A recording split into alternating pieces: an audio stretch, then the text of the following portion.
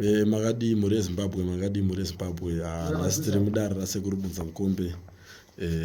Tina sekuru Budza Mukombe. Majera ungoona apfeka ngundu, nhasi mboona iwo asina kupfeka ngundu nhasi. Muchimbonzwawo kuti zvakamira sei kubva kuna sekuru Budza Mukombe. Sekuru Budza Mukombe zvakamira sei? Taura nemhuri yeZimbabwe. Aiwa, mhuri yeZimbabwe, mativi mana enyika. Makadii zvenyu nyika dzimu, vese vari mativi mana masango. Nhasi ndikati aiwa, rega nditaure nevazukuru vangu. Vajaira kundiona ndakapfeka machira.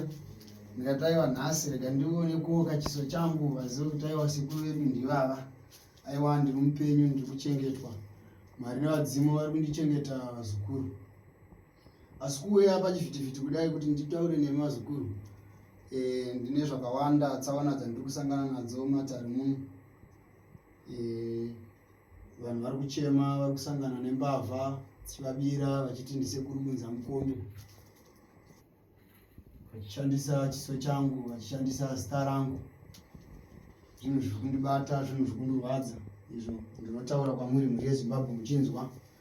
Musaende kunotsvagana nevamwe vanhu vese. Inini ndiri pano wamuri kuona, ndini sekuru venyu nenhamba dzamuchaona pachivhitivhiti ipapo. Hakuna mumwe munhu anonzi Budza Mukombe. Mudzima itengwe vazukuru. Mudzimu unotobikirwa doro, chikaranga chinotouya imhepo inosvika inogara painoda. Vanhu ngavarege kuita zvokutamba nezita rangu, vachifamba vachindiipisa. Handisi kufarira izvozvo. Handisi kuda vanhu vanoti kana vachinge vamwe vakadududza derero kana kuti vajahuwa vaguta, kutanga kungomuka mangwanani vachitanza aini nhasi ndini Budza Mukombe. Hakuna munhu anonzi Budza Mukombe vazukuru. Budza Mukombe ndini.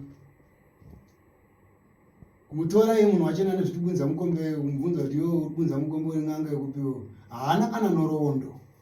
Ini ndine nhoroondo vazukuru. Ukaenda kumaofisi eZinata chaiko, ini tsamba yangu yekutanga chaiyo yeZinata yakabva kuna baba vaGordon vachavhunduka. Nari makore ndichiita basa iri vazukuru vangu. Nhasi uno munhu anongomuka, inini ndini Budza Mukombe 1, ndini Budza Mukombe nhingi. Ini handirombese vanhu, ini ndinobatsira vanhu.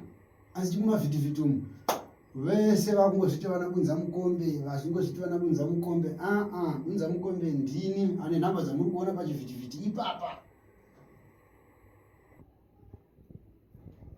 Mhuri yeZimbabwe, ndapota vazukuru vangu, musapedzere pfuma dzenyu nevanhu avo vari kugadzira mapeji avo vachindisvibisa.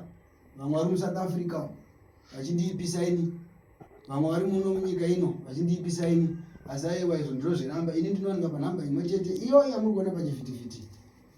Hakuna mumwe Budza Mukombe, ndini Budza Mukombe wacho. Mhondoro ine matare ari muno muZimbabwe. Aiwa, ndofunga mungozvinzwira muri weZimbabwe. Hanzi chiri mumusakasaka chikuda sei chinozvinzwira. Anonga mungonzwa sekuru Budza Mukombe achitaura wega mbune. Nonga burungu wawanzwa muchiwaona achitaura wega mbune. Muzimbabwe murapwe vazukuru vangu. Pano pamatare panorapwa vanhu. Muswere zvakanaka vazukuru. Ndonguva pfupi yandati nditaure nemi. Taiwa ndiripo sekuru Budza Mukombe. Aiwa, totenda sekuru Budza Mukombe netime. Totenda nenguva yamatipa sekuru Budza Mukombe.